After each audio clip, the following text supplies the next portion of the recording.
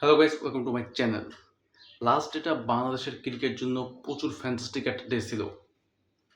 Men's এবং women's দুইটারই ODI match ছিল এবং দুইটা টিমই অসাধারণভাবে অসাধারণভাবে না বলা, মেন্স টিমেরটা অসাধারণ বলা যায়, কিন্তু ওমেন্সেরটা লাস্টের দিকে গিয়ে একটু নড়বড় হয়ে গেছিলো, কিন্তু ইম্পর্টেন্ট বিষয় ম্যাচ জিতেছে।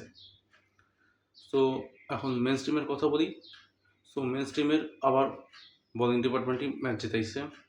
নাহিদ রানা স্পেশালি পাঁচটা উইকেট নিছে। এটা তার সেকেন্ড ফাইবার ছিল। ফার্স্ট টাইম ছিল পাকিস্তানের এগেনস্টে।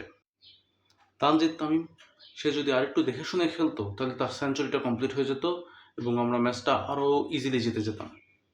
অবশ্যই আমরা ইজিলি জিতে গেছি, কিন্তু সেঞ্চুরিটা হলে অ্যাকচুয়ালি ভালো হতো। লিটন কুমার দাস আজকে ব্যাটিং সাইডে তেমন কিছু করতে পারেনি, কিন্তু as a wicket keeper say fantastic ছিল। সাইফ হাসানও আজকে ব্যাটিং হাতে ব্যর্থ হয়েছে, কিন্তু লাস্ট ডেতে তার পারফরমেন্স অসাধারণ ছিল। তার কারণে আমরা বলতে পারি নেক্সট ডেতেও এরা দুজনই ওপেন করতেছে।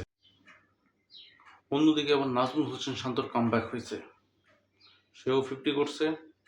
এবং সৌম্য সরকারের নিয়ে একটা কথা হচ্ছিল, তাকে কেন দলে আনা হচ্ছিল না, তাকে চান্স কেন দেওয়া হচ্ছিল না। আজকে তাকে চান্স দিছে, লাস্ট ডেতে, কিন্তু সে সেই চান্সটা ইউজ করতে পারেনি ঠিকভাবে। ক্যাচ আউট হয়ে গেছে আর্লি, এবং তার জন্য নেক্সট ম্যাচে সে চান্স পাবে কিনা এটা নিয়ে একটা ডাউট আছে। এবং নেক্সট ম্যাচটা ডিসাইড করবে বাংলাদেশ এই সিরিজটা জিততেছি কিনা। অবশ্য সিরিজ জিতলে আমরা কিন্তু র্যাঙ্কিংয়ে উপরে উঠবো না, সেটা আমি আমার লাস্ট ভিডিওতে আপনাদেরকে জানিয়ে দিচ্ছি। ওইটা না দেখলে ওইটা অবশ্যই দেখে আসেন। এবং বলিং ডিপার্টমেন্টে আমরা যেরকম বললাম ফ্যান্টাস্টিক ছিলাম। নাহিদ রানা, তাসকিনটা একটু বেশি আজকে রান দিয়ে দিছে, কিন্তু বাকি বলাররা সব একদম ডিসেন্ট ছিল। নেক্সট ম্যাচে নিউজিল্যান্ড আরও বেশি প্রস্তুতি নিয়ে আসবে এবং বাংলাদেশেরও ওইভাবে প্রস্তুতি নিতে হবে।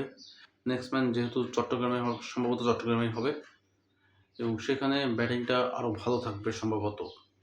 যদি ভালো থাকে তাহলে নাহিদ রানা ওইখানেও ওয়ার্কফুল হবে, ওইখানেও সুন্দর একটা ইম্প্যাক্ট দিতে পারবে। তখন আমাদের ব্যাটার দায়িত্ব থাকবে তারা কী করে ম্যানেজ করবে। টস জিতে যদি আগে বোলিং নিতে পারি তাহলে অবশ্যই আমাদের জন্য বেটার, কারণ আমরা বোলিং সাইডেই ভালো। যত অল্পতে রান আটকে দেবো ব্যাটারদের জন্য তত বেশি সুবিধা হবে।